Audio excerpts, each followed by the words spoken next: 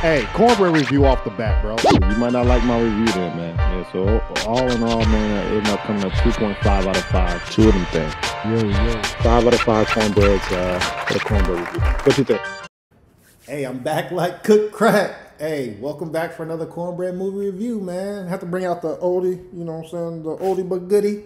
It's almost that time. It's getting a little cold around here, fall. Hey, but we are back with another Cornbread Movie review. I appreciate y'all, all the comments, all the views. Thank you, guys. I'm keeping this thing going. Every week I'm hitting y'all with new episodes. Movies after movies after movies. Hey, and I got a couple things I'm working in the future to kind of mix up the monotony of just dropping movies, right? I drop what, TV shows, reactions, top 5 movies in Boston, you know what I'm saying? I got some other ideas coming too. So thank you out to Fame too from last time, from blessing the Cornbread Movie review, man. So it's always a good time when he comes on. So I appreciate you guys, and make sure you guys follow him also with Ridge Streamcast and Uncle Ben or Uncle_Ben_90. It's ingrained now, so I got you, man. So make sure y'all follow him. Hit the subscription box, turn the notification bell on. It should be right by the subscription box. Turn it on all so that you get all of my content. But we are here. I'm gonna talk about this. To me, it was highly anticipated. But the movie we are going to review today is Dune. Yep, Dune. It was I guess a remake from a couple of originals, and it's also from a book. So a couple of housekeeping rules. This movie is PG-13. Not really like sex scenes or anything like that. So I think it's violent, but not too gory or anything. So I would say for all ages could watch this movie. And it's on HBO Max or theaters, right? So that's how you can view this movie. But today, if you guys all know, I do my movie reviews in 5 different categories, all right? Acting, cinematography, storytelling, did I get what I bought, and is it a must-see? I add all those points up. Best you can get is 5 in each category. And then at the end, we tally it up. So first category is acting. Who is in this movie? Timothy Chalamet. Hopefully I pronounced his last name right, but he is the main character in this movie. He basically plays like a prince slash the future for, let's say, the Dune movies, right? He's the protagonist. He's the main character. A lot of people leaning on him to save the world or this type of world that's doomed, but some people are succeeding, and it's more like Viking times, even though it's in the future. You got to do wars. There is no peace in this Dune, let's say, world, right? So he is the main character. He does tackle a lot of things, man, from sadness to confusion, trying to develop his powers. But he has to be brave for everybody, but he's still up and coming and learning, having different dreams of what am I dreaming? Can you help me out? My mom's a witch, all these other things that he has to deal with. But great job of acting from him.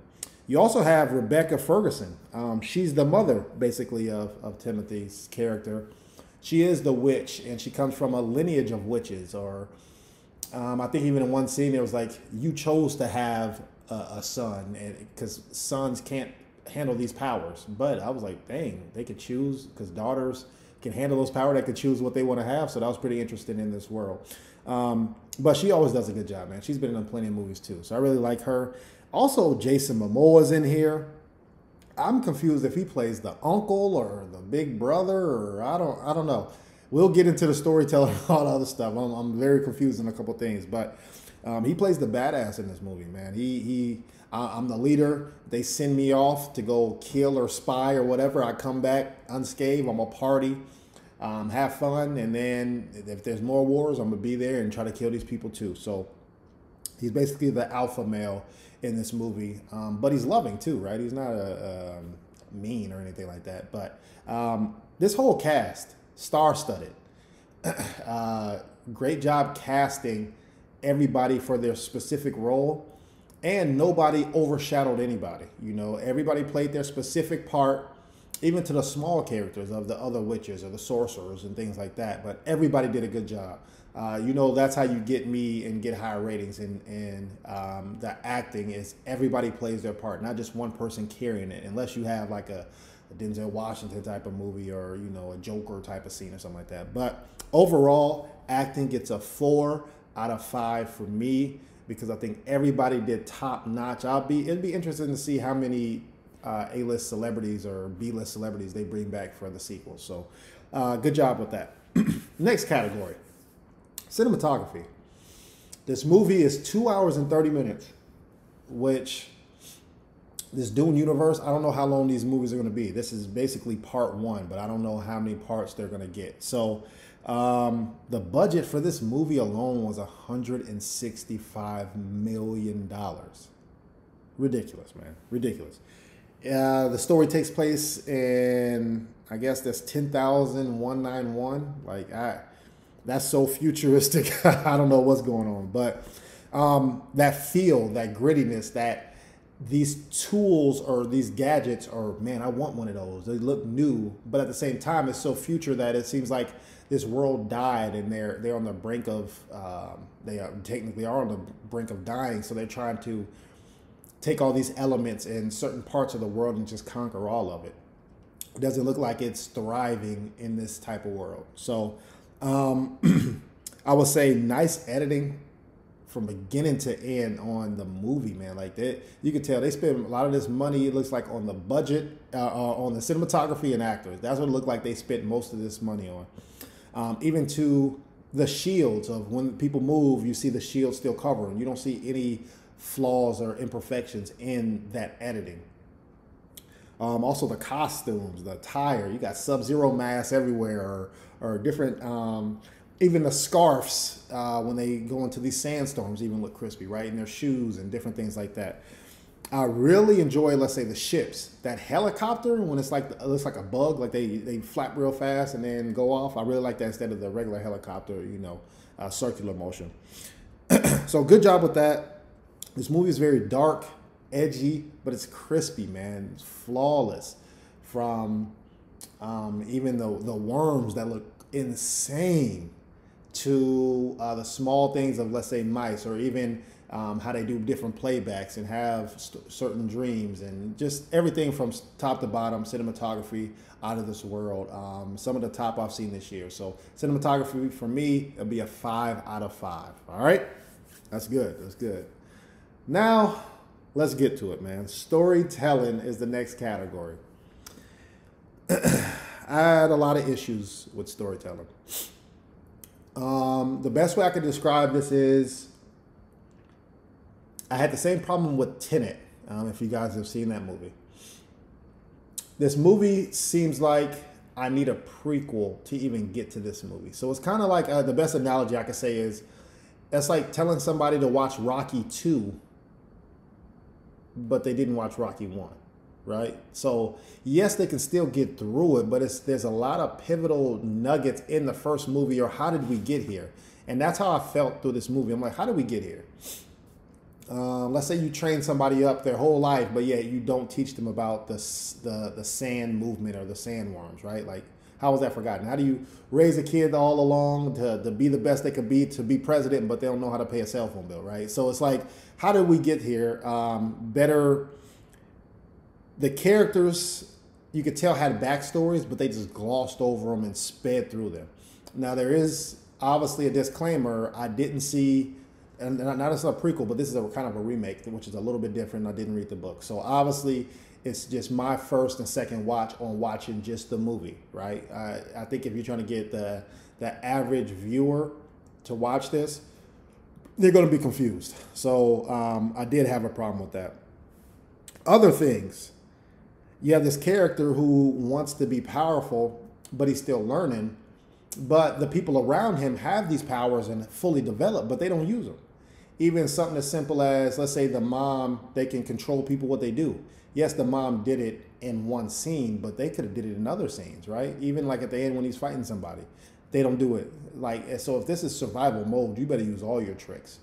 Even to the, you know, obviously she's a witch, which was very confusing too, because you have his father, who I guess is the king, but he's not married to her. So, but she's treated like a queen, but she's not a queen. And then if he's with her, because she's a witch, but people look down on witch. I don't know. It's very confusing. It leaves a lot of things up for interpretation. So that's really what I have the problem with. Of how did we get here? Why does that happen?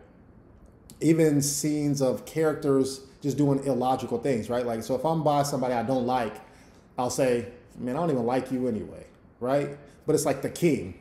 So for the viewership, that's good that I can go into your head or your brain and understand how you feel, but that's not logical to tell somebody, let's say, who could kill you or whatever, that you don't even like them anyway, but yet you are trying to be shy with it. So things were very inconsistent, and you know how I feel about inconsistency. We got to do better with that. Other things that I disliked, there's a lot of things I disliked in storytelling. You have the worms, they look like, what is it, trimmers? They look like the trimmer worms times 1,000. How are they always at these vibration places, right?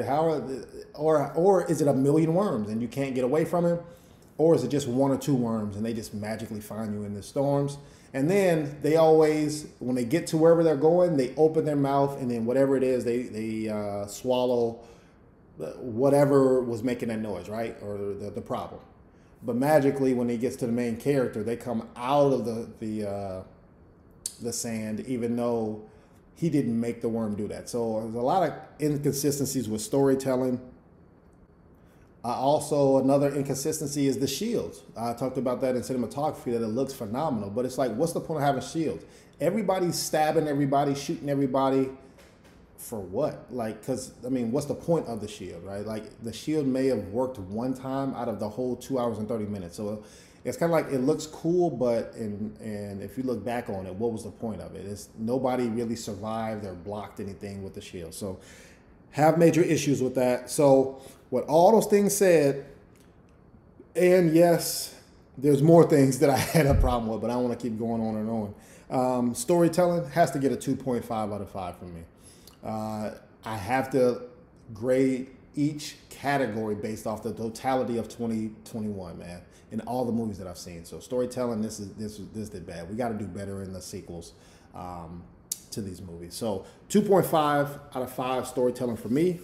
Next category, did I get what I bought? Now, this movie is in theaters, which is about $10 to $15. It's also on HBO Max for free.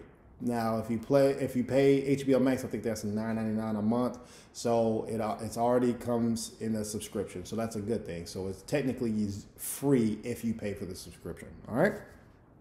Now, the best way I could describe this movie, if you had the Book of Eli, Mad Max, and Star Wars had a threesome, and then 9 months later they had a baby, you get DUNE. That's the best way I can describe this movie. Very futuristic, very good but weird energy. I love the hand-to-hand combat that you saw. A lot of action, actually, from start to finish. So there's really no boring parts. It's just you have to pay attention to everything. And even when you do, you're still going to be lost. People would think out loud, like I said, but it just wouldn't be logical with how they proceeded as their normal characters. So the trailer pulled me in, but a lot of the trailer had some of the good scenes. There was maybe one or two that I'm like, all right, good. At least I didn't see it in the trailer. But come on, man, we have to do better with trailers. Yes, you suck everybody in, but some of the good scenes are being taken and losing the lusterness from my enthusiasm for seeing it. So did I get what I bought? I'm gonna give it a 3.5 out of 5. I was not mad that I saw it, but it missed a couple marks on that. Now, is it a must see? I would say this movie is highly anticipated for me. I'm excited to see the next, they said, I don't know if it's 4 or 5 movies, but you could tell they spent so much money and time in this. It could be another 4 years before we get part 2. So you don't need to be in a rush to see this movie. I think it is a must see, but you don't need to be in a rush. And hopefully you can watch it multiple times. I'm sure there's plenty of Easter eggs and things that I missed, which is good and bad. I left really with more questions than answers, and I kind of have a problem with that.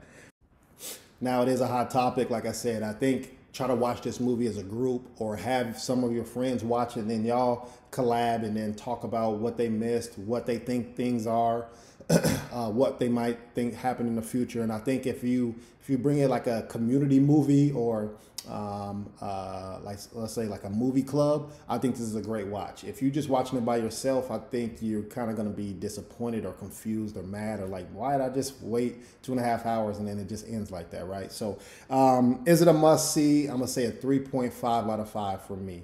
So with all those categories added up, you get, oh, it was close, man.